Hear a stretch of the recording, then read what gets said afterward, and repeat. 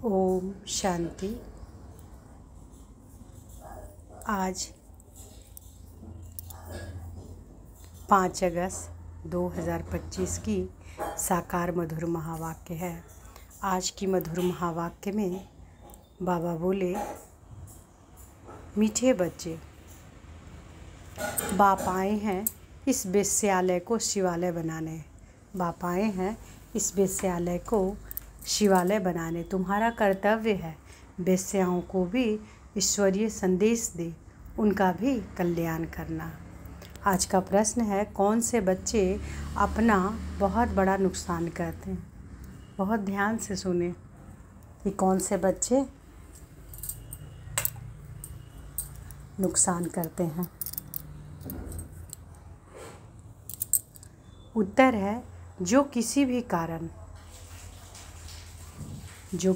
कारण से मुरली पढ़ाई मिस करते हैं, वह अपना बहुत बड़ा नुकसान करते हैं। कई बच्चे तो आपस में रूठ जाने के कारण क्लास में ही नहीं आते, कोई न कोई बहाना बनाकर घर में ही सो जाते हैं। इससे वे अपना ही नुकसान करते हैं, क्योंकि बाबा तो रोज़ कोई न कोई नई युक्तियाँ बताते रहते हैं। सुनेंगे ही नहीं तो अमल कैसे करेंगे?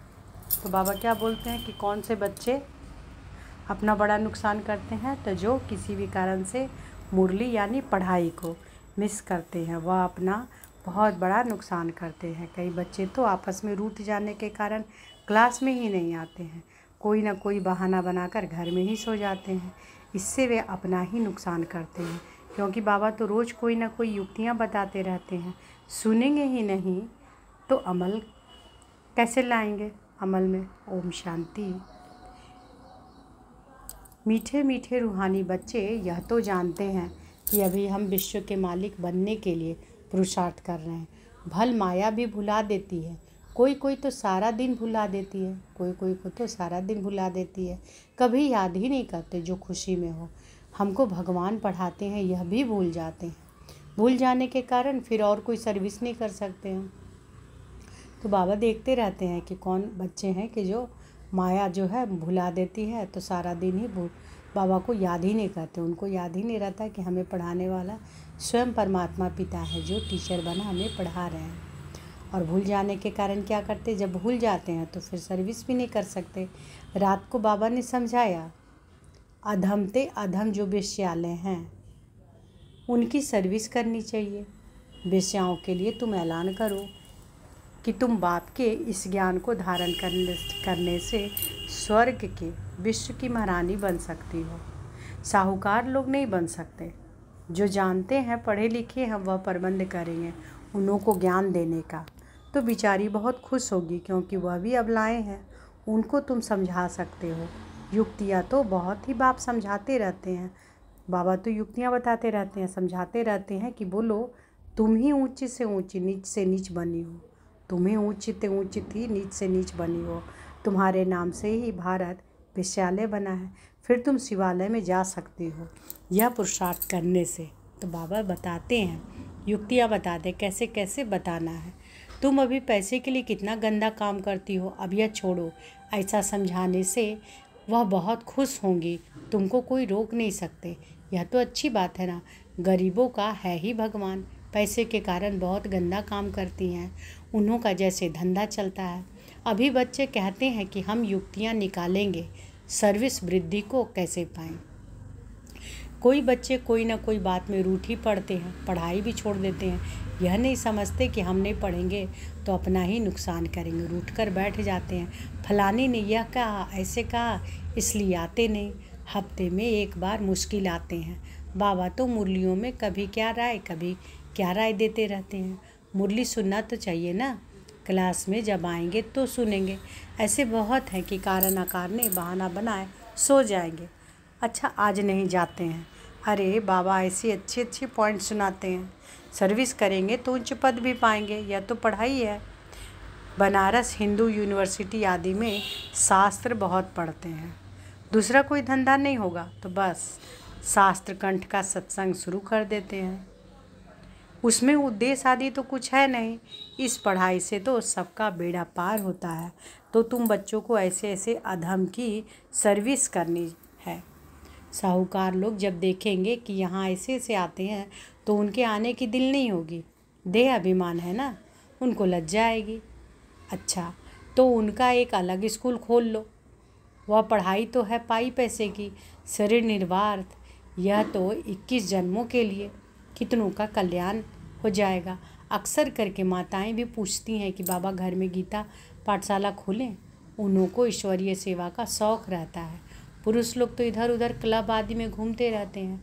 साहूकारों के लिए तो यहाँ ही स्वर्ग है। कितने फैशन आदि करते रहते हैं, लेकिन देवताओं की तो नेचुरल ब्यूटी देखो कैसी है, कितना फ़र्क है। वैसे यहाँ तुम सबको सच सुनाया जाता है तो कितने थोड़े आते हैं, सो भी गरीब उस तरफ झट चले जाते हैं, वहाँ भी श्रृंगार आदि करके जाते हैं। तो बाबा क्या कह रहे हैं? बाबा कहते हैं कि साहूकारों के लिए तो यहाँ ही स्वर्ग है ना। कितने फैशन आदि करते रहते हैं, लेकिन देवताओं की तो नेचुरल ब्यूटी देखो कैसी है, कितना फ़र्क है। वैसे यहाँ तो तुमको सच सुनाया जाता है तो कितने थोड़े आते हैं, सो भी गरीब उस तरफ झट चले जाते हैं, वहाँ भी श्रृंगार आदि करके जाते हैं। गुरु लोग सगाई भी कराते हैं। यहाँ किसी की सगाई कराई जाती है तो भी बचाने के लिए, काम चिता पर चढ़ने से बच जाए, ज्ञान चिता पर बैठ पदम भाग्यशाली बन जाए। माँ बाप को कहते हैं कि यह बर्बादी का धंधा छोड़ चलो स्वर्ग में, तो कहते हैं क्या करें, यह दुनिया वाले हमारे ऊपर तो बिगड़ेंगे कि कुल का नाम बदनाम करते हैं। शादी ना कराना कायदे के बरखिलाफ है। लोक लाज कुल की मर्यादा छोड़ते नहीं हैं। भक्ति मार्ग में गाते हैं कि मेरा तो एक दूसरा न कोई। मीरा के भी गीत हैं। फीमेल्स में नंबर 1 भक्ति मीरा, मेल्स में नारद गाया हुआ है। नारद की भी कहानी है ना। तुमको कोई नया आदमी कहे मैं लक्ष्मी को वर सकता हूँ तो बोलो अपने को देखो लायक हो, पवित्र सर्वगुण संपन्न हो। यह तो बिकारी पतित दुनिया है। बाप आए हैं उनसे निकाल पावन बनाने। पावन बनो तब तो लक्ष्मी को वरने के लायक बन सकेंगे। यहाँ बाबा के पास आते हैं, प्रतिज्ञा करते, फिर घर में जाकर बिकार में गिरते हैं। ऐसे ऐसे समाचार आते हैं। बाबा कहते हैं कि ऐसे ऐसे को जो ब्राह्मणी ले आती है उनके ऊपर भी असर पड़ जाता है। इंद्र सभा की कहानी भी है ना, तो ले आने वाले पर भी दंड पड़ जाता है। बाबा ब्राह्मणियों को हमेशा कहते हैं कच्चे कच्चे को मत ले आओ, तुम्हारी अवस्था भी गिर पड़ेगी क्योंकि बेकायदे ले आए। वास्तव में ब्राह्मणी बनना है बहुत सहज, 10-15 दिन में बन सकती हैं। बाबा किसी को भी समझाने की बहुत सहज युक्ति बताते हैं। तुम भारतवासी आदि सनातन देवी देवता धर्म के थे, स्वर्गवासी थे, अब नरकवासी हो, फिर स्वर्गवासी बनना है तो यह विकार छोड़ो, सिर्फ बाप को याद करो तो विकर्म विनाश हो जाए। कितना सहज है, परंतु कोई बिल्कुल समझते नहीं है। खुद भी नहीं समझते तो औरों को क्या समझाएंगे। वानप्रस्थ अवस्था में भी मोह की रग जाती रहती है। आजकल वानप्रस्थ अवस्था में इतने नहीं जाते, हैं। तमो प्रधान है, यहाँ ही फंसे रहते हैं। आगे वानप्रस्थियों के बड़े बड़े आश्रम थे, आजकल इतने नहीं हैं। 80-90 वर्ष के हो जाते हैं तो भी घर को नहीं छोड़ते। समझते ही नहीं कि वाणी से परे जाना है। अब ईश्वर को याद करना है। भगवान कौन है यह सब नहीं जानते। सर्वव्यापी कह देते तो याद किसको करे। यह भी नहीं समझते कि हम पुजारी हैं। बाप तो तुमको पुजारी से पूज्य बनाते हैं, सो भी 21 जन्मों के लिए। इसके लिए पुरुषार्थ तो करना पड़ेगा। बाबा ने समझाया है यह पुरानी दुनिया तो खत्म होनी है, अभी हमको जाना है घर, बस यही तात्पर्य है। वहाँ क्रिमिनल बात होती ही नहीं। बाप आकर उस पवित्र दुनिया के लिए तैयारी कराते हैं। सर्विसेबल लाडले बच्चों को तो नैनों पर बिठा कर ले जाते हैं। तो अधर्मों का उद्धार करने के लिए उस गवर्नमेंट में तो बहुत बड़े झुंड होते हैं।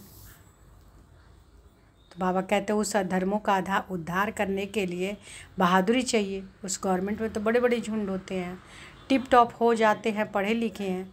यहाँ तो कोई गरीब साधारण है, उनको बाप बैठ के इतना ऊंच उठाते हैं। चलन भी बड़ी रॉयल चाहिए। भगवान पढ़ाते हैं, उस पढ़ाई में कोई बड़ा इम्तिहान पास कराते हैं तो कितना टिप टॉप हो जाते हैं। यहाँ तो बाप गरीब निवाज हैं। गरीब ही कुछ ना कुछ भेज देते हैं, 1-2 रुपये का भी मनी ऑर्डर भेज देते हैं। बाप कहते हैं तुम तो महान भाग्यशाली हो, रिटर्न में बहुत मिल जाता है। यह भी कोई नई बात नहीं, साक्षी और ड्रामा देखते हैं। बाप कहते हैं कि बच्चे अच्छी रीति पढ़ो, यह ईश्वरीय यज्ञ है, जो चाहे सो लो, लेकिन यहाँ लेंगे तो वहाँ कम हो जाएगा।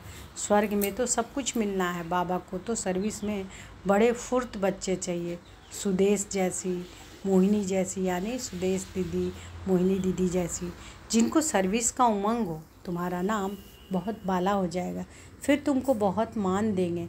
बाबा सब डायरेक्शन देते रहते हैं। बाबा तो कहते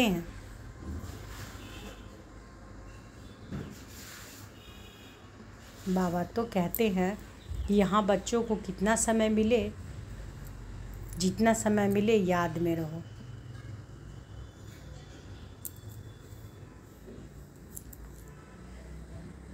इम्तिहान के दिन नज़दीक होते हैं तो एकांत में जाकर पढ़ते हैं। प्राइवेट टीचर भी रखते हैं। हमारे पास टीचर तो बहुत हैं, सिर्फ पढ़ने का शौक़ चाहिए। बाप तो बहुत सहज समझाते हैं, सिर्फ अपने को आत्मा निश्चय करो, यह शरीर तो विनाशी है। तो बाबा ये भी कहते हैं कि जब इम्तिहान रहता है तो बच्चे कैसे पढ़ते हैं, तो उसी तरह बाबा क्या बोल रहे हैं कि अब क्या है, अब एकदम समय एक जरा भी नहीं रहा। बाबा कहते हैं ना हमेशा कि समय अब नहीं रहा, तो अब हमें समय को समझना है कि एक एक समय मेरा बहुत वैल्यूबल है। तो एकांत में जाकर बाबा कहते हैं कि वो बच्चे जो दुनियाई पढ़ाई करते हैं तो एग्ज़ाम के समय पढ़ते हैं ना, प्राइवेट टीचर भी रखते हैं। तो हमारे पास भी तो टीचर बहुत है, सिर्फ पढ़ने का शौक़ चाहिए। बाबा कहते हैं, बाप तो बहुत सहज समझाते हैं, सिर्फ अपने को आत्मा निश्चय करो, यह शरीर तो विनाशी है, तुम आत्मा अविनाशी हो। यह शरीर तो विनाशी है, तुम आत्मा अविनाशी हो। यह ज्ञान एक ही बार मिलता है, फिर सतयुग से लेकर कलयुग अंत तक किसी को मिलता ही नहीं, तुमको ही मिलता है। हम आत्मा है, यह पक्का निश्चय कर लो। बाप से हमको वर्षा मिलता है, बाप की याद ही विकर्म विनाश होंगे, बाप की याद से ही विकर्म विनाश होंगे। बस यह अंदर रटते रहें तो भी बहुत कल्याण हो सकता है ना। परंतु चार्ट रखते ही नहीं, लिखते लिखते फिर थक जाते हैं। बाबा बहुत सहज कर बतलाते हैं, हम आत्मा सतो प्रधान थी, अब तमो प्रधान बनी हूँ। अब बाप कहते हैं मुझे याद करो तो सतो प्रधान बन जाएंगे। कितना सहज है, फिर भी भूल जाते हैं। जितना समय बैठो अपने को आत्मा समझो, मैं आत्मा बाबा का बच्चा हूँ। बाप को याद करने से स्वर्ग की बादशाही मिलेगी। बाप को याद करने से आधा कल्प के पाप भस्म हो जाएंगे। कितना सहज युक्ति बतलाते हैं। सब बच्चे सुन रहे हैं। बाबा खुद भी प्रैक्टिस करते हैं, तब तो सिखलाते हैं। यह बाबा यानी ब्रह्मा बाबा के बारे में बाबा बोल रहे हैं कि यह खुद भी प्रैक्टिस करते हैं, तब तो सिखाते हैं ना। मैं बाबा का रथ हूँ, बाबा मुझे खिलाते हैं। तुम बच्चे भी ऐसे समझो, शिव बाबा को याद करते रहो तो कितना फ़ायदा हो जाए। परंतु भल जाते हैं, बहुत सहज है। धंधे में कोई ग्राहक नहीं तो याद में बैठ जाओ, मैं आत्मा हूँ, बाबा को याद करना है। बीमारी में भी याद कर सकते हो। बांधेली को तो वहाँ बैठ तुम याद करती रहो, बांधेली हो तो भी, है ना। जो बंधन में है, बांधेली हैं, उनको ही बाबा कहते हैं वहाँ बैठ तुम याद करते रहो तो 10-20 वर्ष वालों से भी उच्च पद पा सकती हो, है ना। 10-20 वर्ष वाले जो बाबा के ज्ञान को जान रहे हैं उनसे भी ऊँच जा सकती है, जो बांधेली होकर भी अगर बाबा को याद करती हैं। अच्छा, मीठे मीठे सिकी लदे बच्चों प्रति माता पिता बाप दादा का याद प्यार और गुड मॉर्निंग। रूहानी बाप की रूहानी बच्चों को नमस्ते। हम रूहानी बच्चों की रूहानी माता पिता बाप दादा को याद प्यार, गुड मॉर्निंग और नमस्ते नमस्ते नमस्ते। शुक्रिया बाबा, शुक्रिया। धारणा के लिए मुख्य सार पहला है, सर्विस में बहुत बहुत फुर्त बनना है। जितना समय मिले एकांत में बैठ बाप को याद करना है। सर्विस में बहुत बहुत फुर्त बनना है। जितना समय मिले एकांत में बैठ बाप को याद करना है। पढ़ाई का शौक़ रखना है, पढ़ाई से रूठना नहीं है। दूसरा, अपनी चलन बहुत बहुत रॉयल रखनी है। बस अब घर जाना है, पुरानी दुनिया ख़त्म होनी है, इसलिए मुँह की रगें तोड़ देनी है। वानप्रस्थ वाणी से परे अवस्था में रहने का अभ्यास करना है। अधर्मी का उद्धार, अधर्मों का उद्धार करने की सेवा करना है। आज बाबा ने वरदान दिया तो अनुभव करें बाबा का वरदानी हाथ हमारे सिर पर है। और बाबा ने वरदान दिया श्रेष्ठ वृत्ति द्वारा वृत्तियों का परिवर्तन करने वाले सदा सिद्धि स्वरूप हो। श्रेष्ठ वृत्ति द्वारा वृत्तियों का परिवर्तन करने वाले सदा सिद्धि स्वरूप हो। सिद्धि स्वरूप बनने के लिए वृत्ति द्वारा वृत्तियों को संकल्प द्वारा, सिद्धि स्वरूप बनने के लिए वृत्ति द्वारा वृत्तियों को संकल्प द्वारा संकल्पों को परिवर्तन करने का कार्य करो। इसकी रिसर्च करो। जब इस सेवा में बिजी हो जाएंगे तो यह सूक्ष्म सेवा स्वतः कई कमजोरियों से पार कर देंगी। अभी इसका प्लान बनाओ तो जिज्ञासु से भी ज़्यादा बढ़ेंगे, मदोगरी भी बहुत बढ़ेगी, मकान भी मिल जाएंगे, सब सिद्धियां सहज हो जाएंगी। यह विधि सिद्धि स्वरूप बन जाएगी। स्लोगन है, समय को सफल करते रहो तो समय के धोखे से बच जाएंगे। समय को सफल करते रहो तो समय के धोखे से बच जाओगे। अव्यक्त इशारे है, सहज योगी बनना है तो परमात्म प्यार के अनुभवी बनो। अगर सहज योगी बनना है तो परमात्म प्यार के अनुभवी बनो। बाप का बच्चों से इतना प्यार है जो रोज़ प्यार का रिस्पॉन्ड देने के लिए इतना बड़ा पत्र लिखते हैं ना। तो बाबा को हम सब बच्चों से कितना प्यार है।